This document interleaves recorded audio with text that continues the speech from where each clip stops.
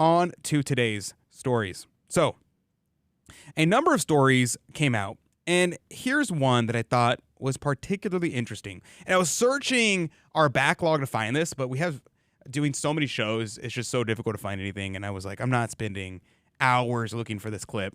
There was a few weeks ago, maybe about a month ago, where we were talking about Scott Hahn. He came back up in the news again, and people were attacking Scott Hahn for, coming after Pope Francis, yada, yada, yada, all these things.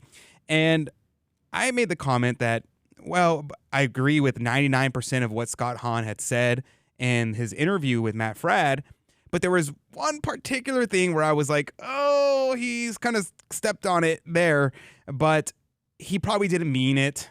Whenever someone's speaking live, you have to give people a little bit of charity, especially whenever you kind of they have a pattern of orthodoxy, and then you have to assume, unless they have a pattern of heterodoxy, then you assume that they are trying to be heterodox. But if someone has a pattern of orthodoxy and they have a slip up, we should assume it in the best light possible. I bring that up because there was, in the interview with Matt Fradd, he made the comment that the Pope is not the head of the church.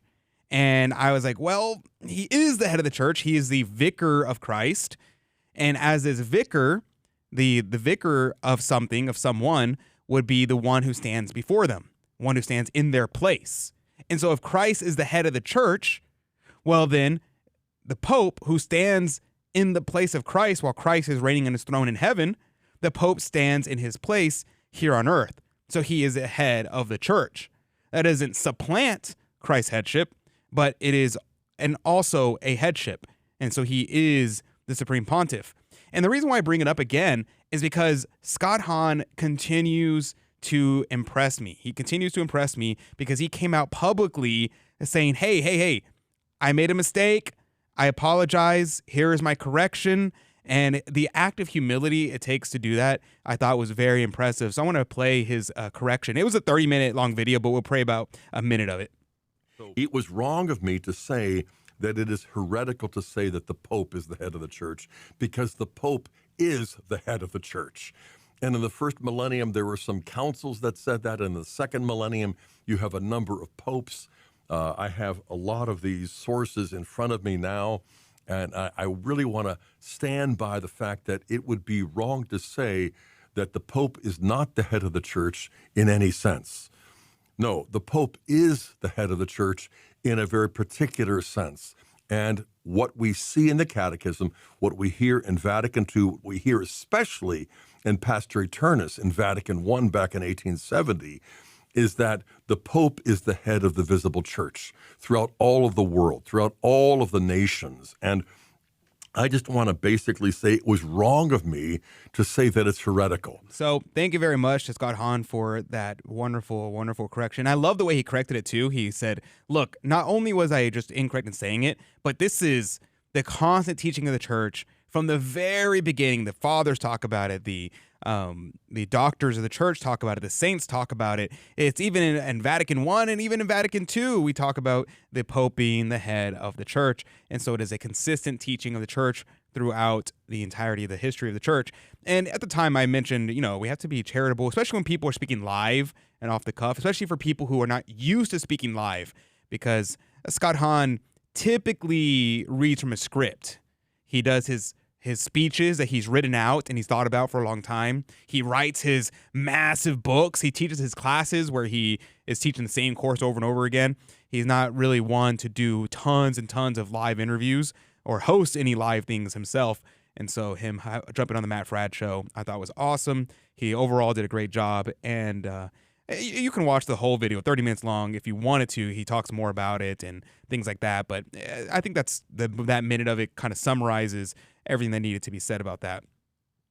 Okay, on to this story, which I thought was kind of amusing, to be honest, but it is actually culturally incredibly relevant. So Elon Musk was addressing advertisers that were withdrawing from X or Twitter during the New York Times Deal Book Summit. Now, he was expressing complete indifference to their return, saying that these guys are trying to blackmail him and he doesn't care. Now, he used some words that I wouldn't use. He said, go bleep yourself to Disney and everyone else associated. But he made the point. He says, if someone is going to try and blackmail me with advertising, with money, go bleep yourself, he says. And he says it twice for emphasis.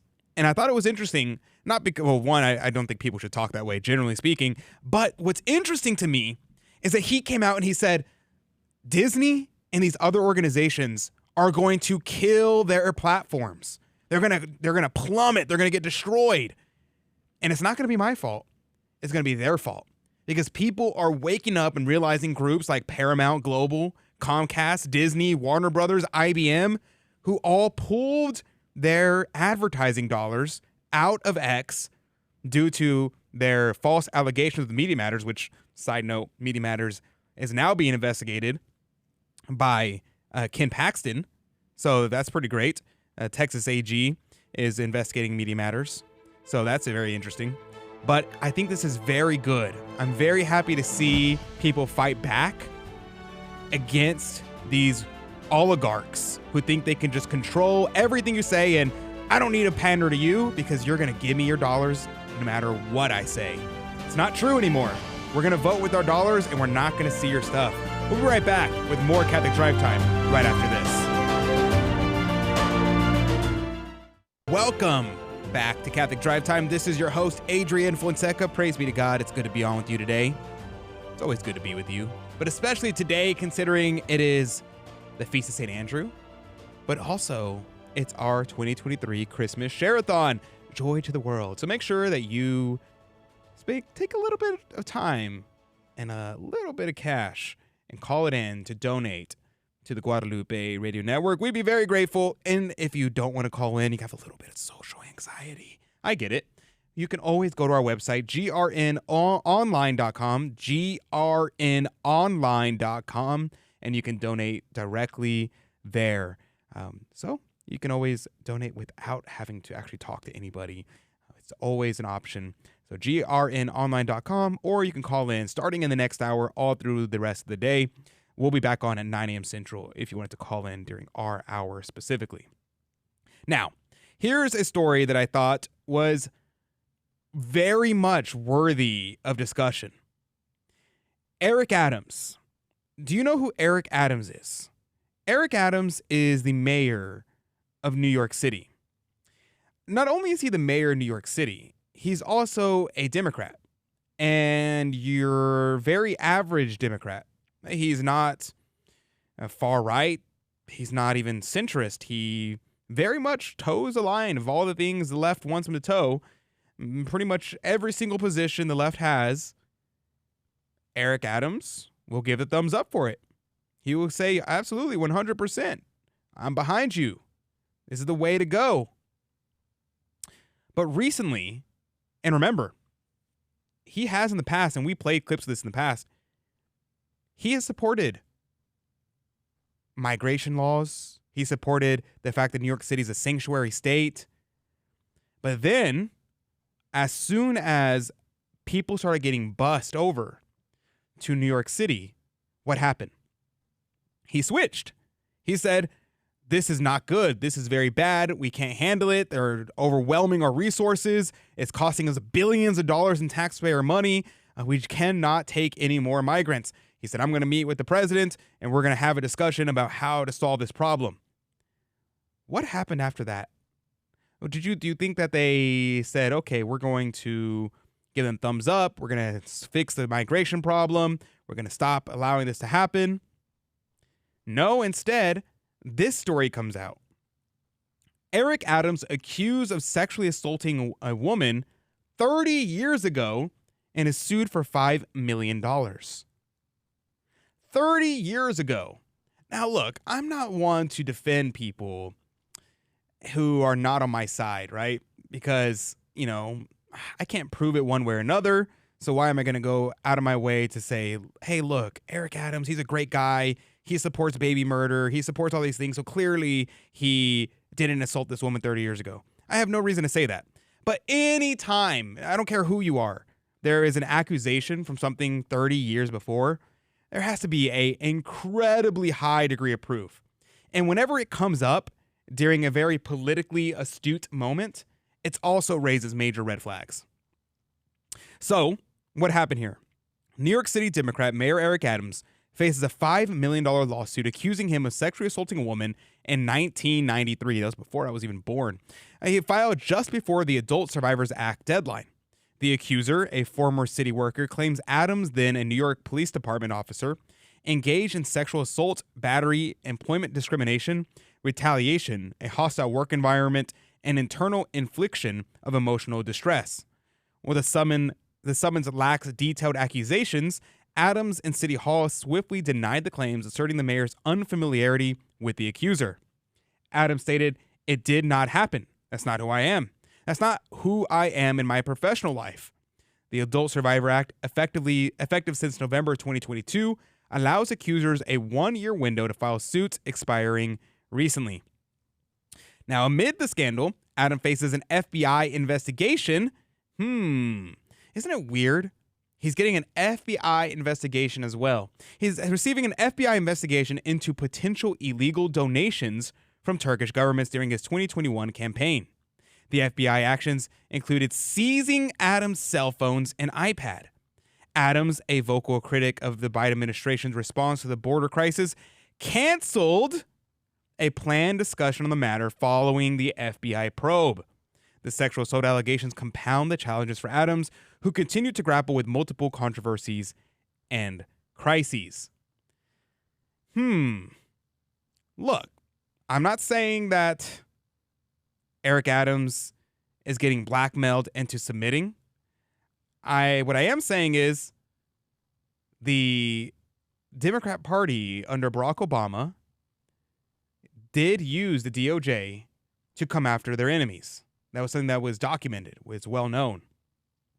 I would not be surprised in the slightest, especially whenever we saw that the FBI was investigating traditional Catholics, when we see Mark Houck getting his house raided because he committed I don't even know what to call it, a misdemeanor.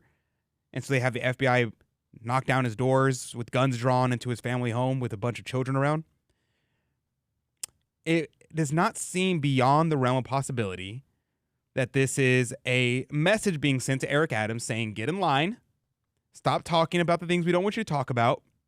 And it seems like Eric Adams is getting the message because he canceled his meeting with the White House. He's no longer going to meet with the White House to discuss the migration process. Isn't that interesting? Isn't that interesting? No matter what happens, it seems like the bureaucracy wins in the end. Isn't that interesting how the people may want something? The people realize migration problem is a real problem. It's a serious issue. And yet, nothing's going to be done. They don't care about you. There is no political solution. There is no political solution. Does that mean we give up politics completely? No, of course not. Of course not. But we don't put our hope in politics. We put our hope in Christ. I mean, we talked about yesterday in St. Mary's, Kansas, how the SSPX there, a group of people who attend the SSPX, they have started taking over the government in terms of running for office, not taking over like violent insurrection or something like that, because people are going to be like, oh, you said taking over the government. Yeah, taking over in a legitimate way. They ran for office. They became the mayors. They took on commissions, and they changed the legal world, the political world in St. Mary's, Kansas. And you can do that too. But those victories are small victories. We put not our hope in princes. We put not our hope in politics. There is no political solution. The solution is Our Lady of Fatima. The solution is the chastisement that Our Lady promised. And it's going to happen. And when it does, that's when things will get better. That's the only time we'll get to the point where things will get better. So we should make sure we keep this in mind and pray always for the coming of the reign of Mary, for the triumph of the Immaculate Heart. All right, so here's another story. Why are so many celebrities suddenly revealing they aborted their children? Now, obviously, the first thing I'll say is they have a narrative they want to push. Obviously, that's the case. But what's interesting, it's always interesting to me when people say something and then maybe they're just not that smart. Maybe they think we are really dumb, you and I, or maybe they didn't think that far ahead. There's some kind of miscalculation.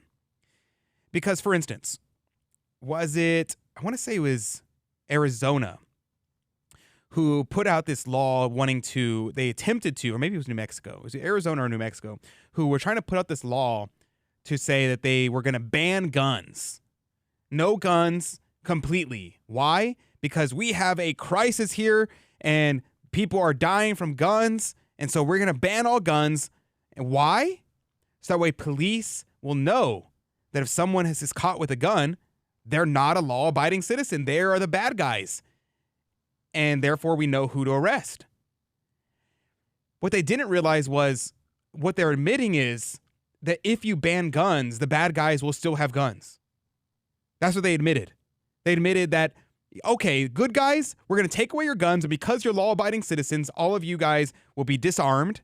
But the bad guys, they will still have the weapons. They will still have the guns, and they will still be able to use them because they're bad guys. They don't follow the law.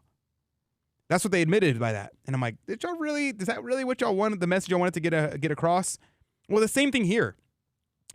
We had celebrities sharing their abortion stories. There was a huge surge in abortion memoirs. For instance, Paris Hilton, who is famous for being famous. In her memoirs, Paris, she disclosed having an abortion at 22, despite her affluent background.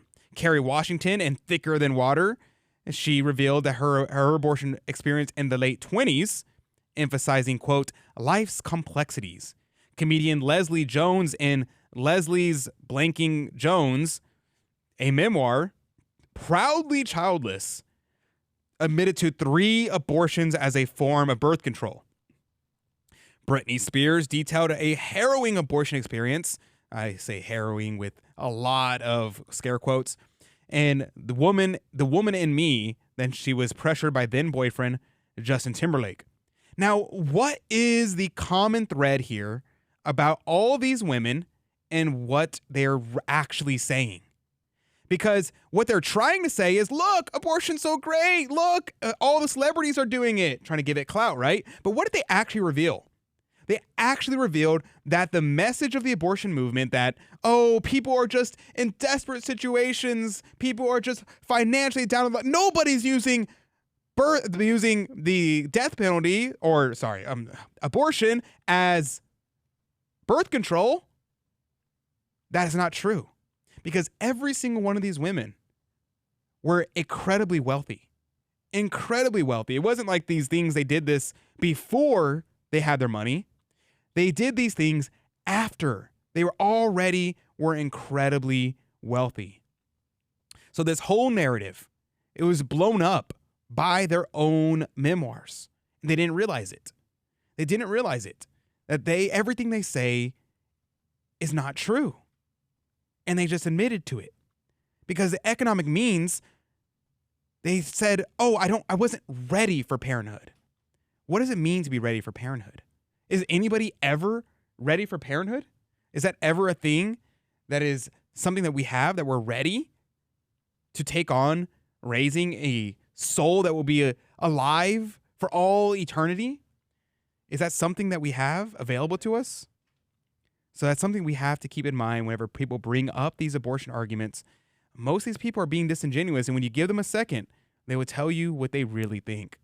So let's pray for their conversion, because celebrities have, unfortunately, a huge influence on the culture and a huge influence on people's thoughts and minds and their hearts. So let's pray for their conversions. 1, so that their soul be saved, but 2, that they can lead others to the right decisions to be saved as well. We're going to go to our Christmas 2023 Joy to the World Share-a-thon. Don't go anywhere. We'll be right back with more Catholic Drive Time coming up at 9 a.m. Central. God love you.